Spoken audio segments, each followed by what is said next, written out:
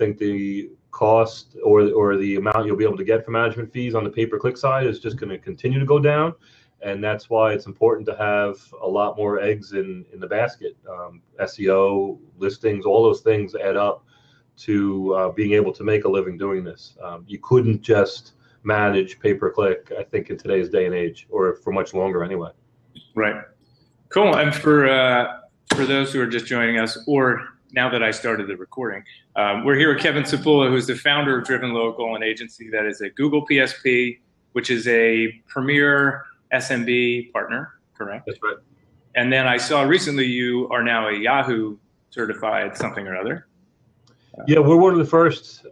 We're actually the first Google Premier SMB partner that is part of that program, which basically means our system and our team have been trained and are integrated with Gemini. Gemini. So last week on This Week in AdTech, we talked about Gemini, and it did not go well.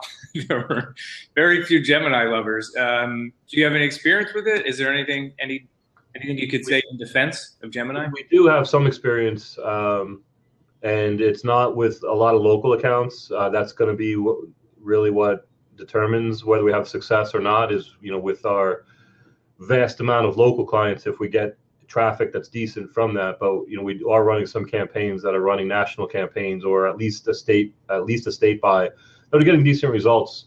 And I understand why a lot of people would be complaining about the whole move, but to me, I kind of always welcome more complexity to the ecosystem, which keeps us in business. If we're offering Gemini and someone we're going up against doesn't, that might be the small thing that gets us the new account. Right. Okay, and I guess it's too soon to talk about the performance or the traffic you've been seeing from Gemini. But I ran a test account after last week's episode, and I spent $4 in a day, and then so I don't know what that means. There's some traffic there, I guess. How many sales did you get? That's what it means. 100. I sold 100 new books. The book. Yeah, we probably could have got more. Right. It's a reverse conversion rate. Cool. So you're a Yahoo certified partner. You're an AdWords certified. Do you have any other certifications we know about, or can you do CPR? No, I should though. Right. But any other badges? Any other marketing badges? Ad Center.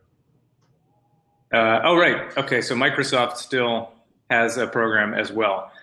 And this is a tangent, but do you know, I'm confused on when you buy traffic from Bing today, going through Ad Center, you're getting search inventory, like on Yahoo still. But if it's Yahoo mobile, then that's the Gemini inventory. Is that correct?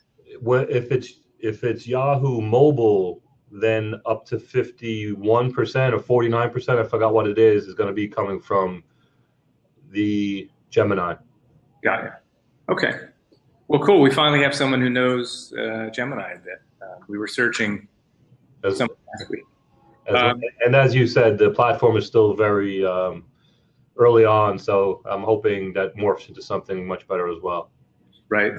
So let's talk a little bit more about the agency. So the PPC chat hashtag this week was all about kind of managing clients and, what is the role of an account manager. You've built an organization of, I don't know how many people now. Maybe you could talk a little bit about how big is the agency and how many people are handling clients and how many clients, all that fun stuff. Sure. We've got about 75 employees altogether. Our main office is on Long Island, New York. And then we made 2 small acquisitions of 2 small agencies, one in Denver and one in Westport, Connecticut. So we've got offices there. We've moved all of the production and back end stuff though to Long Island. It made a lot of sense to do that. And I was last week in Montreal speaking about the very subject we're talking about, which is how to kind of keep clients happy. And I think the segment was what your clients want from your agency.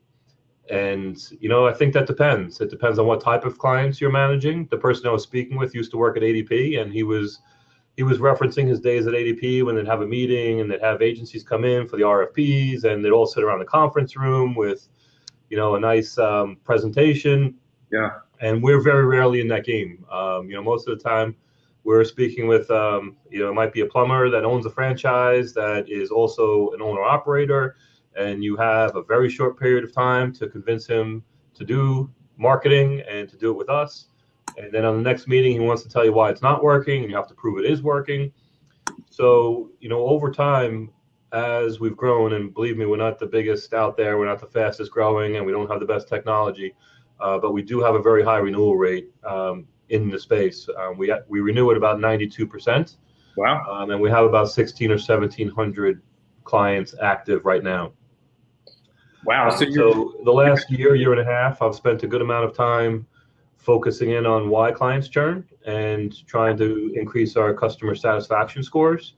And it paid off. We added a person in between the sales rep and the account analysts. And the account analysts, to us, by definition, are the ones that are actually running the SEM campaigns, for instance. And that customer service person's job is just making sure the client knows what's going on. There's no surprises. I think surprises are the biggest reasons for clients to churn, whether it's when the day their credit card is charged or what they're getting, how often they're going to get reports, how much input they have on their campaigns. All those things could equate to a surprise. The less surprises, the lower the churn. Right. Last year, our customer satisfaction was number 2 among the Google PSPs. Haystack was number 1. I hang hats off to them. We're shooting for number 1 this year in that department. I'd love to have that. But we've got a process where, the minute the order comes in, a letter goes out with, hey, we're charging your card. Here's what we understand you're looking for. This is, what you ordered from us. And then I think a week later, they check in with them. 30 days later, after that, we send out a little bit of swag, depending on the level of the order. Yeah. And then every 60 days, we're checking in with the clients, making sure that they're, I'm not going to say they're in euphoria, but they're not disgruntled. And that's our goal, is to make sure that we're keeping them live. I'd much rather keep our existing base of clients going on further than concentrating all of our efforts on always selling new business. Great. And you mentioned client satisfaction score and that you kind of rank well. How does that get measured? Do you have an own internal measure? Yeah. So as a Google PSP, you are basically signing up to work for Google without them paying you. So one of the things that they do is they send out a survey on. Sorry.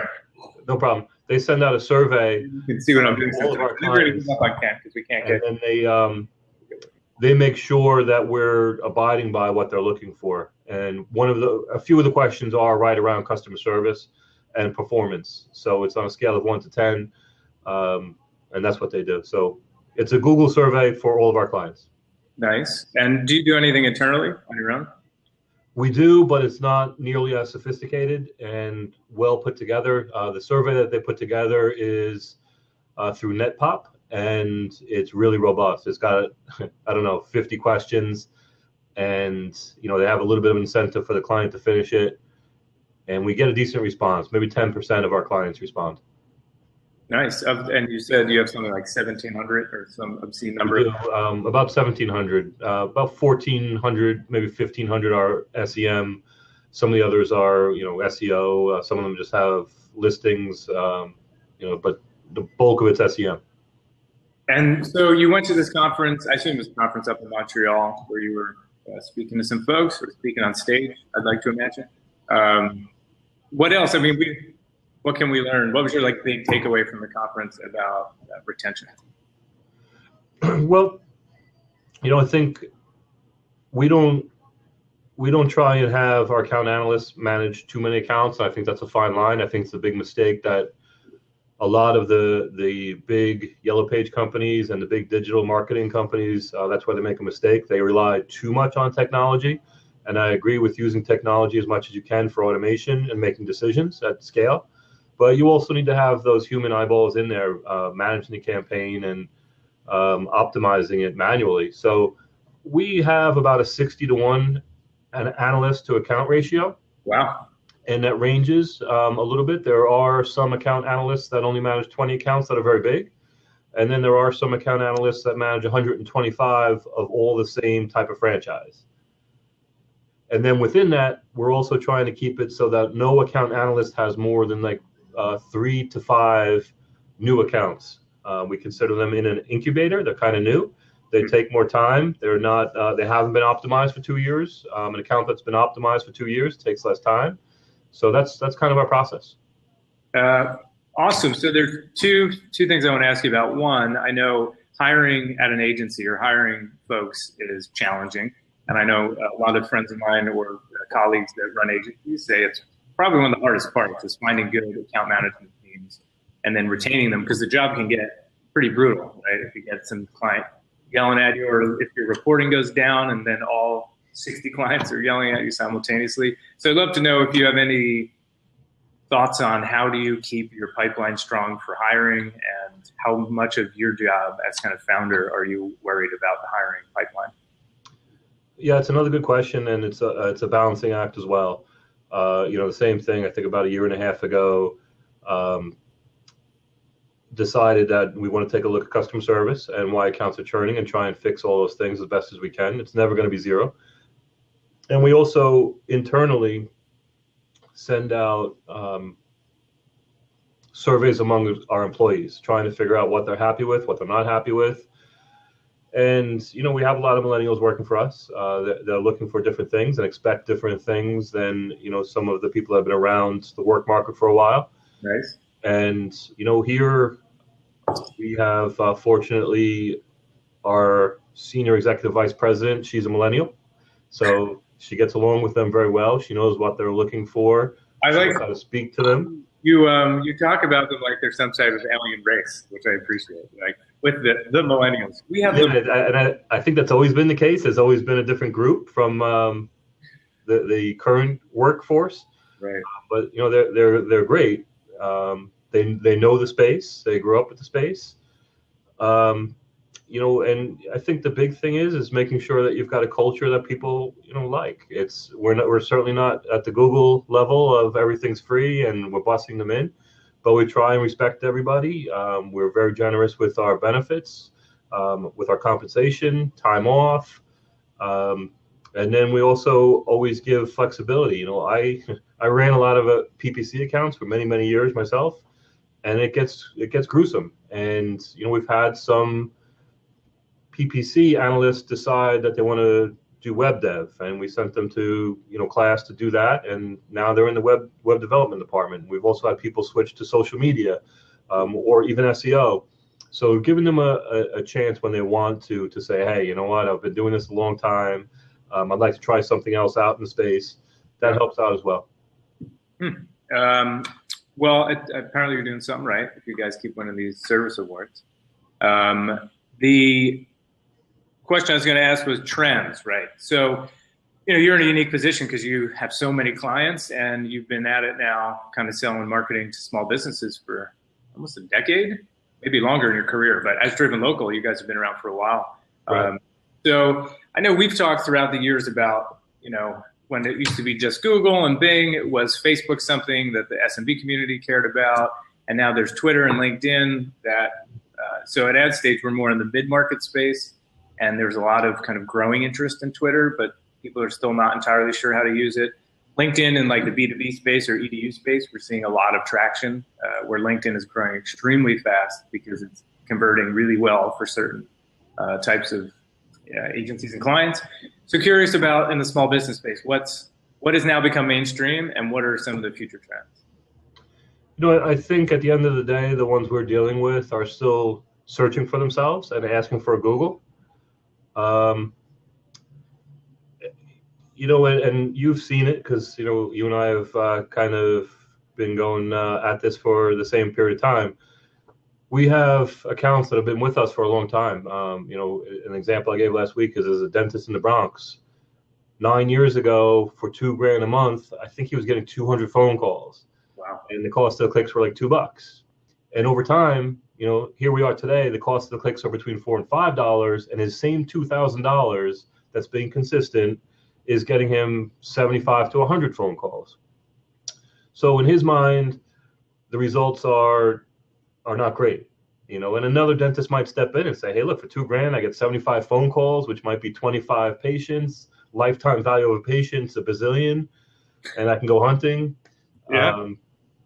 Candy eater. So the Google side is very, very tough. There's not a lot of room for error, and the cost of leads are creeping up. And that's why we, are able to tell the client, look, that's why you want to be on Yahoo. You want to be on Bing because it's an auction. Less people in the auction generally means lower costs, and they're okay with that, especially when the iPhone is powered by a few of those search engines as well. They're asking about Facebook. We do a decent amount of Facebook ads, which works really well. We have a very tough time, though, tracking conversions for the local businesses through Facebook more than the others. They do ask about LinkedIn here and there, but we've ran some tests, especially on the consumer side, and we didn't have great results. If it's B2B, I agree it's a good spot.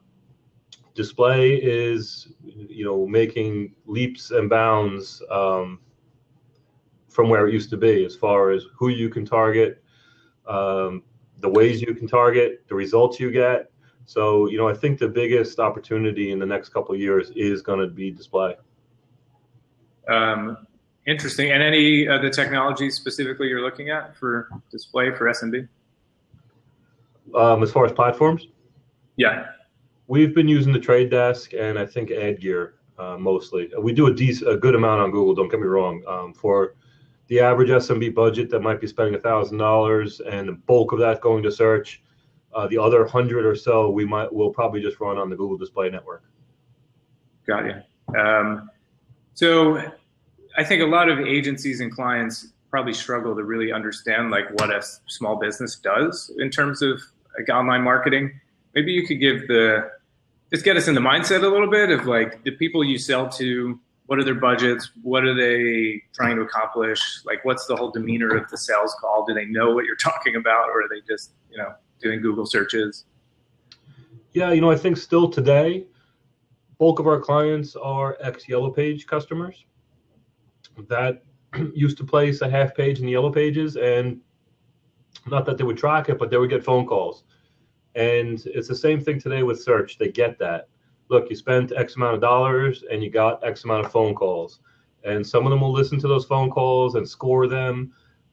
There's a whole, business on that side too of all the vendors that are now scoring the phone calls and putting them into buckets.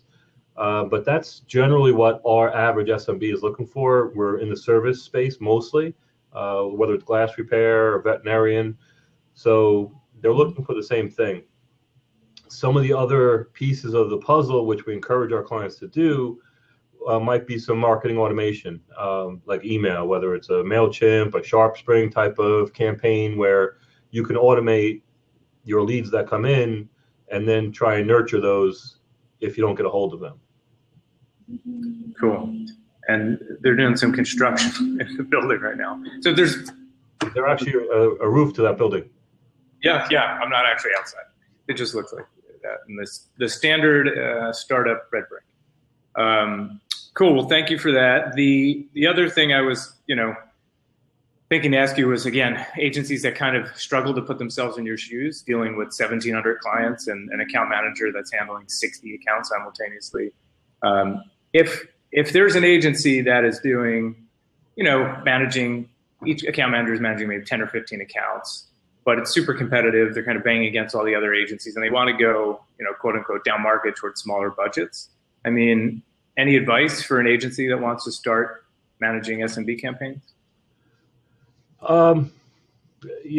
There's a lot of benefits to scale. It doesn't make sense to do it for 10 or 20 accounts. If you hire one analyst and you're paying them whatever it is, $45,000, $50,000 to manage those 10 accounts, it's $5,000 a month. There's not huge margins. When that account analyst, like you said, decides to leave because someone's offering them a few dollars more, it happens a lot. If they're sick, if they don't like the space, you got to start from scratch. So we white label for a lot of small agencies like that. And there's a lot of cases where we'll tell them, look, we'll help you grow. And when you have 50 or you have 100 accounts, we'll show you how to bring that in-house. But to go out and get some kind of platform for automation, a platform for reporting, a call tracking vendor, go across multiple platforms. I mean, even the things like Google charging, a business's credit card that's managing 10 accounts every day for a few dollars, it drives them bonkers. These are all growing pains that we've kind of learned for and worked through. Yeah. So, I would say unless you're managing 30 to 50 accounts, I wouldn't try and do it in-house from the beginning. Like I said, we white label, and there's a lot of companies that will white label for them. And does that actually happen? I mean, do agencies come in or guys come in? I have a ton of friends who manage 4 or 5 campaigns on the side, and they talk about starting an agency. I know how much work it takes and how hard it is. So, if you have 5 or 6 accounts and you love it and you enjoy it, then I say, yeah, absolutely go for it and build, hire someone, build some scale. But do people do that? Do they come to you, you white label for them, and they're kind of pushing you most of the work, and then at some point they're like, all right, I want to take it in-house? Has that actually happened? It's happened a few times, yeah. One was a very big television sales, they're a television company with a huge sales force, and they resisted this as much as they possibly can because the margins are much tighter. And they decided ultimately, look, we want to do this. And, we ran their campaigns for about 2 years. And then they hired someone in-house to kind of manage the relationship between us and them. And then eventually they took over the management of the campaigns. They still use our platform for some of their reports, but that, I think that makes a lot of sense. It's, it's fine. I get that they're in business to make money, and they kind of want to control the whole thing. Right. Yeah, I just thought it was one of those things. So when I used to work at Kenshu, there would be companies all the time saying, we're going to build our own search platform. And we'd say, similar to what you'd say to agencies, yeah, great, use us for now. And then when you've built it, you could migrate off it. And that day never came. And a lot of people spent a lot of money building platforms and then kind of gave up halfway through and said, what? Yeah, that's not a great undertaking. Yeah, so that's, so it's good to hear some people actually say, one day we're going to insource this, or I'm going to run my own agency, and they do. So the PPC chat conversation today was a lot about kind of what it takes to give clients really good customer service. So I was wondering if maybe from your history you could talk a little bit about, like, what are the things you think the Driven Local team does that leads to that really good customer service, knowing that you pointed out a few things about, like, sending them an invoice and kind of being very transparent about billing. But is there anything you feel like that your account managers do that go above and beyond? Yeah, absolutely. When we first started, I was, I think, going along with what was happening in the industry, which was the business owner can't talk to the account analysts. Those are the Oompa Loompas in the background. You're not allowed to talk to them. They're smarter than you. Beat it. Talk to the sales rep. And I think 2 or 3 years ago, a few things. We noticed our sales reps were bogged down. They had too many accounts, and they were dealing with kind of mundane tasks. Might be a report, might be a password, might be, finding out what a keyword list is. So we encourage now our clients to deal directly with the account analysts, and it avoids that kind of telephone tag of, the sales rep interpreting what he thinks the guy said and then putting in a task that goes to the account analyst. Now it's a direct conversation, and if there's a follow-up question about the task or maybe the new ad group, whatever it might be, they can deal with it directly. And then, like I said, in between that, there's a customer service level. We've got only 2 of them. That's all I think we need right now. That at any time the customer can speak with and ask about other products, about anything that's going on and concerns. It might just be a personality clash between the account analyst and the client. And, that person might be the person to go to instead of canceling it. No problem. We'll get a different account analyst. We'll try it out with someone new. So, I think that's a little bit of a luxury. If it is a 5, client type agency where the person's making the sale, doing the billing, doing the customer service, and actually running the campaigns, you're not going to get that type of service. It's just, it's too much for that person to do. You're lucky if they get the guy on the phone. Yeah. All right. So last question about all this agency nonsense. A lot of folks who want to start their own agency, or let's see, business. So there's like a lot of Fortune 500 types that sell something to a small business, right? And they decide we're going to sell search because we need to make money because our product isn't doing well anymore. So we saw this in the Yellow Page and media business, right? Newspapers, no one was buying newspapers, so they said we need more stuff to sell to small businesses. So I would sit in a room often with these kind of execs saying, we're going to get in the search business, we're looking for platforms, or we're building a business case. And my question to them was always, what will make you different? Because there's 42 people, walking into every small business saying, hey, we can do your website and we can get you on Google and Bing and Facebook. And unless you have something different, your business case probably is, pretty crappy. Because then you're probably just going to do the math that everyone else does. So we have 1 million clients, and if 10% buy, 100,000 clients, and at $500 a pop, we'll be rich. And then that model never works. I think and being here in startup land too, that's the same model entrepreneurs use when they're building their product and they're trying to figure out, how many units they're going to sell, and they just, do the whole total addressable market times some percentage. And I think so that model doesn't work for you as an agency or as an entrepreneur. That's a pro tip.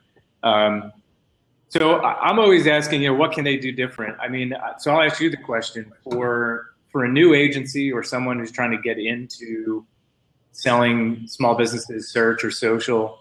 What are some of the things you think they could do that's different that will make them stand out? Well, I think it's starting to happen, but, I think some of those traditional media and other service type companies have a leg up on us. We need to make a living from this. And those companies that can just do this on the side don't need to make as much of a living. And they've been resistant because, really they were a little bit piggish. They were used to 50% margins in their print product or, whatever it might be, delivering floor mats or doing payroll. But what they don't realize is there's a lot of volume here. And even though it's smaller margins, I'd rather have smaller margins on a lot of volume than higher margins on low volume. And the best thing those companies can do is kind of offer it in as a bundle. Some of the Yellow Page companies have tried that. I think some of the newspaper companies are just starting to do that. But at the end of the day, it's results. And if you do something really well, you try and always be nimble, like I said from the beginning, and not tell the client no, but try and say yes as often as you can, as long as you're not over-promising and you can actually execute on those things. You'll keep clients for a long time. The small business owners, they're a tough crowd, but once they realize you're doing the right thing for them, they'll stick with you for a long time because they trust you. Right. Good advice. I usually say something more ridiculous, like, be the only agency that sends cookies with every renewal, or, be really good at Pinterest so that at least you can be different. And like maybe no one buys Pinterest, but you can be the agency that says something different because you're like, oh, we're focused on Pinterest. We have a few agencies. So at AdStage, we do a lot of LinkedIn. So we have an agency run by this guy named AJ. Clicks, Leads. I forget the name of the agency. But it's like focused on LinkedIn. And the market's pretty open because there's only 2 agencies that focus on LinkedIn. Right. So that's good advice. Find something where everybody else isn't doing it. Absolutely. Yeah. Even if it's not working now, it makes you different. And it doesn't, in the end of the day, you could be selling websites and search like everybody else, but your story's different. So you're interesting. And so at least they'll take the call. I mean, you guys have 10 years of brand history now and a big client base, but for newer folks, especially, they need to not be another, agency name with local or PPC or search or, it's like a meme builder coming up with a name for your agency, I think. Which you played clearly because you picked her at a local. Of course. Yeah. Cool. So we'll do one more thing, which is take a look at This Week in AdTech, which is the blog post that we put up every week on Tuesday. I don't know if you see it in the comments there. I will relink it if I can do 2 things at once. Let me just change this to Blab. Quick UTM modification so that if anyone actually clicks on this thing, it's tracked appropriately. So every Tuesday, the AdStage team puts out a list of just kind of all the goings on in search, and well, not in search, in everything digital marketing related. So let me know when you have that up, and then we'll bring up a few topics, and then we'll talk about them in probably the next 10 minutes, and we'll call it a day. So, and while I wait for your signal, I will take one of the topics. Is that fair? Are you waiting for my signal? Yes. Oh, I have it up. You have it up. Okay, good. I was wondering if I need to teach you how to click links, because I know you're out there in Long Island. Okay, cool. So this week in AdTech, you see in the news, there's a bunch of articles that we posted. I know you haven't read through it before. I have, so I have a distinct advantage. If you want to speak to any of them, just breeze through the list and then go ahead and make some comments. And I will talk about dynamic search ads first, which is the first thing on the list. And so I don't know how much people use dynamic search ads. Well, maybe I'll just ask you, since you have 1,700 clients. I mean, I tweeted earlier that there's a lazy man's ad, because you don't have to create any headline for the ad, and it just scrapes the page. So the basic idea of a dynamic search ad, Google scrapes the page and figures out the headline it should use, and the targeting is essentially automated, and I think the image gets pulled from the URL as well. So it's it's dynamic, so it just creates whatever it thinks you need based on the query that comes in from Google. So in some ways, it's just finally giving up and saying, you know what, Google, you know better than we do. you know this person. You just make the ad. So they just did a big upgrade to them. So now DSAs or dynamic search ads, you can do a lot more with. They're a lot more flexible. Do you have any experience with them? Do you know anything about dynamic search ads? I do have experience. The old version.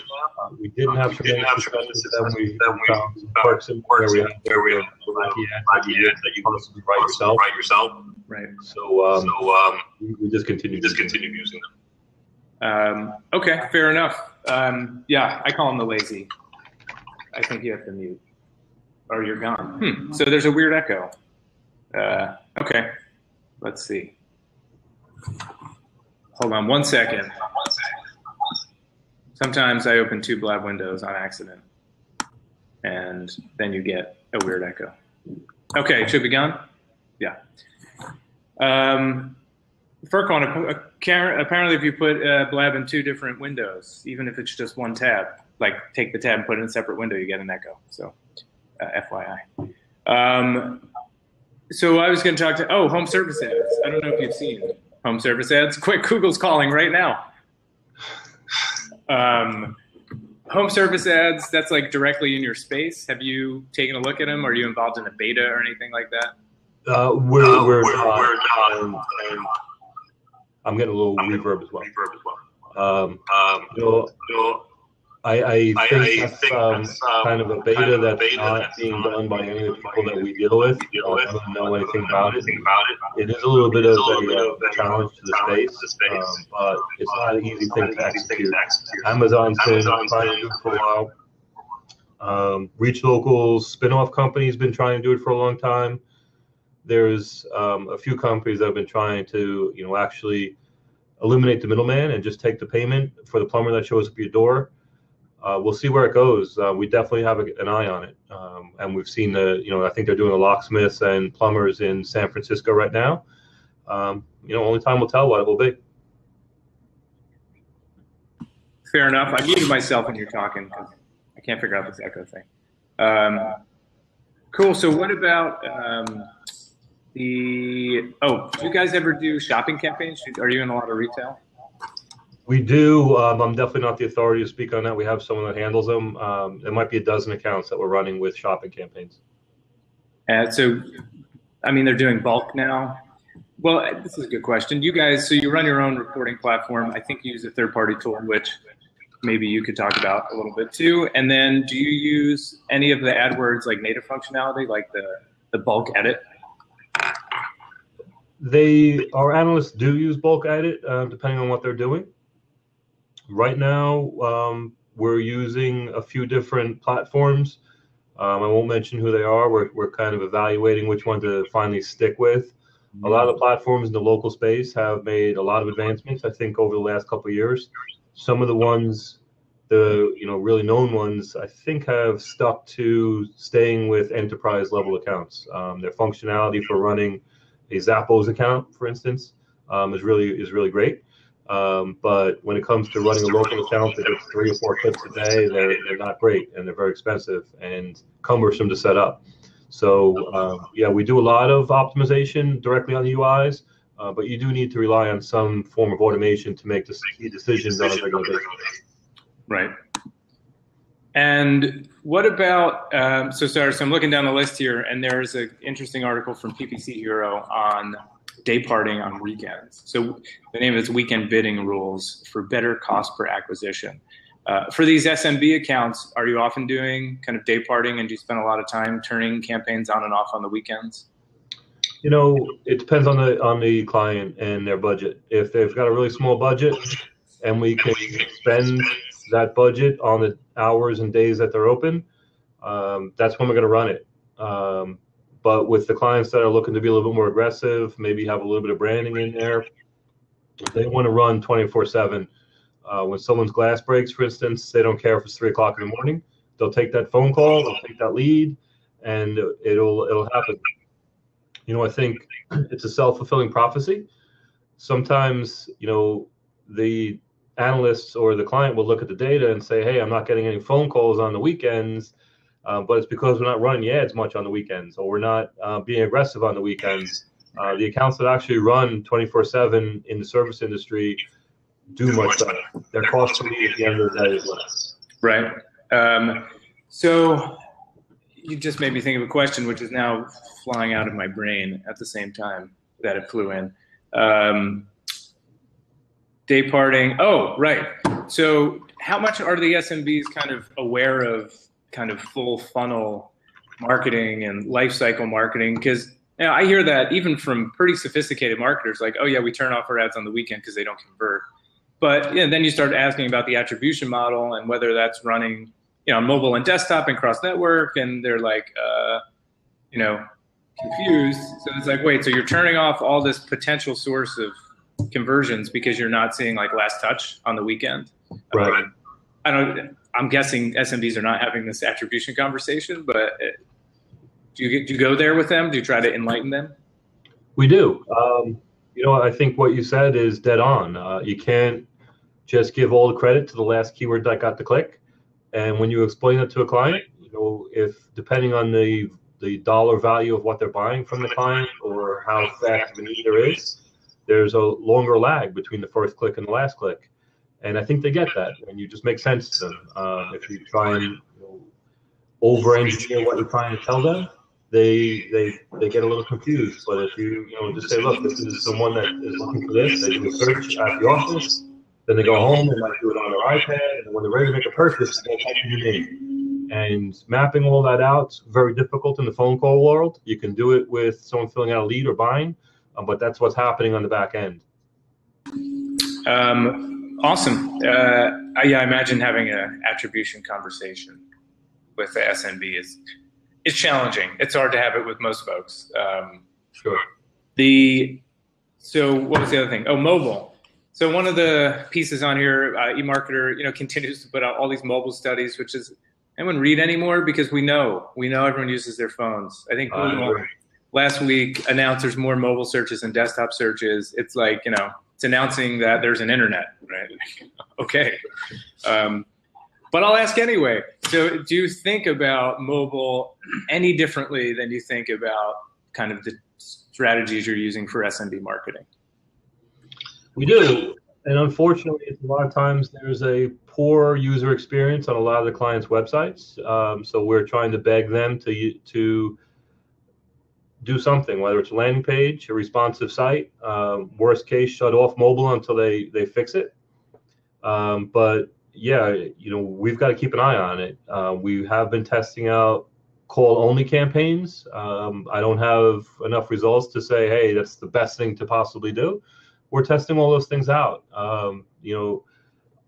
That is where it becomes a little bit difficult for some of the platforms to stay abreast of what's going on and make bidding decisions on mobile versus tablet. And when you add in the bid multiplier, it becomes complicated for them. And I think that's where there's a lot of room for improvement, is for these platforms to really be able to figure out what's working and what's not working.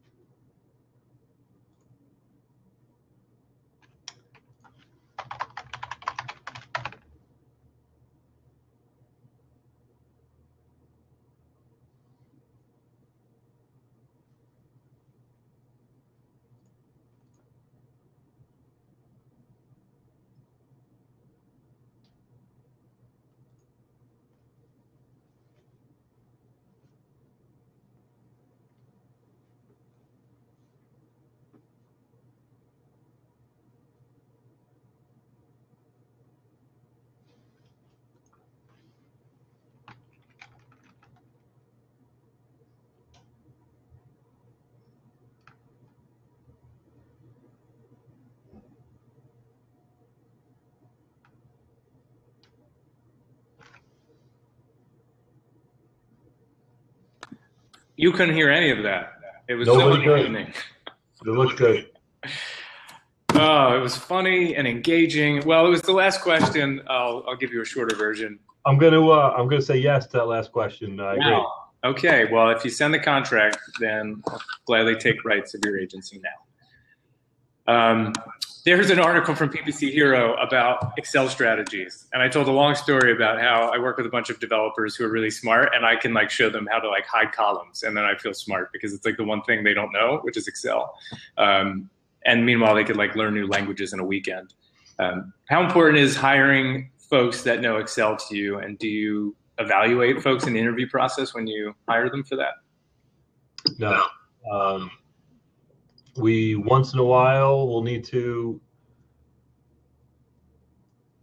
I think, pass along a spreadsheet to someone to actually massage that knows what they're doing, but it's not something that's happening on a regular basis. Okay. So I always thought that all agency people lived in Excel, but I guess you guys build your own reporting tool as well. So a lot of your for reporting, right? So for making tweaks and stuff, they'll use AdWords Editor very, very frequently, and the desktop tool for Ad Center. Cool. All right. Well, since we probably lost anyone with any interest once it went on mute for 2 minutes, I think we'll call it there. Any parting words from the founder, Kevin Sepula of Driven Local from Long Island, New York, before we hit the road? No, there's a lot. I think to this day, there's a lot of opportunity. I think we've all seen the small businesses that try and do a lot of things that we do on by themselves, and they're not great. There's a lot of room for improvement. As crowded as the space is, there's still a lot of room. So. Great. Well, I appreciate you hopping on this new format that we're trying out to discuss all things AdTech and This Week Agency. Again, I plugged our This Week in AdTech blog that we put out every Tuesday. I put a link down in the bottom right if you want to sign up for it and learn more about what's going on in marketing. So thanks, Kevin, and we'll talk soon. Come visit us again.